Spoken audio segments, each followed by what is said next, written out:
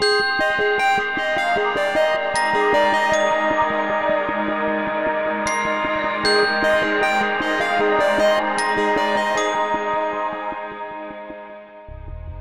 name is Cressida Madigan. I'm currently a AP Giannini postdoctoral fellow at UCLA, and I've spent the past few years figuring out how to give leprosy to fish.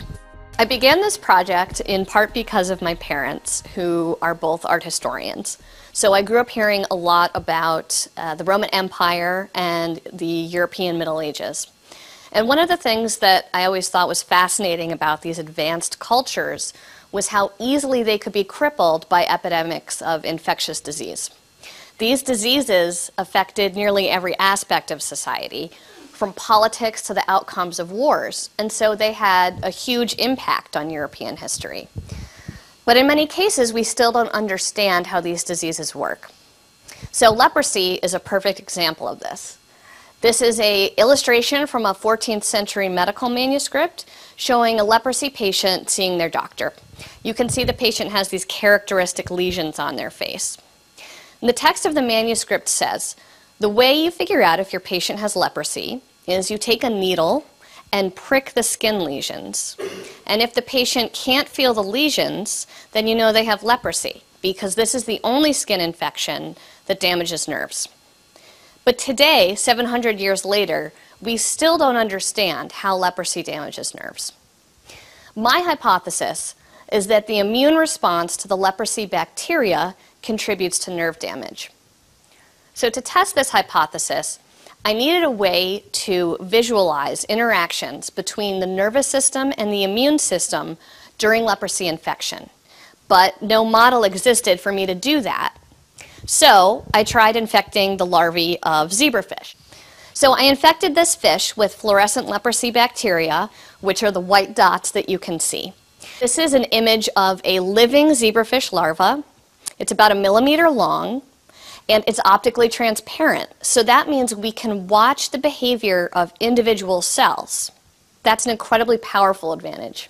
In fish, as in humans, these bacteria infect macrophages. These are critical cells of the immune system that regulate inflammation. And I found that within a few days, these fish began to form lesions of infected macrophages that look remarkably like the leprosy lesions we see in patients. Also, when these lesions formed in nerves, the protective insulation on the nerve began to unravel. Now the question is, what makes these infected macrophages so special? That is, what is it about leprosy bacteria that causes macrophages to attack the nerves? So to answer that question, I analyzed nerve lesions that we took biopsies from leprosy patients, and macrophages that we isolated from the blood of healthy human donors. I did the same thing with genetically modified mouse macrophages as well.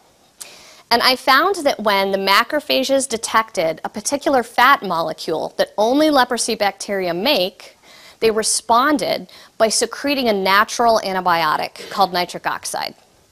But unfortunately, nitric oxide damages not just bacteria, it also damages nerves.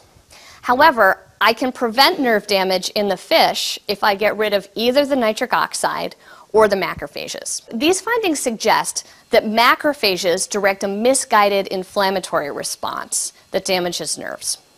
And this explains the characteristic finding we see in leprosy, that patients can't feel their skin lesions.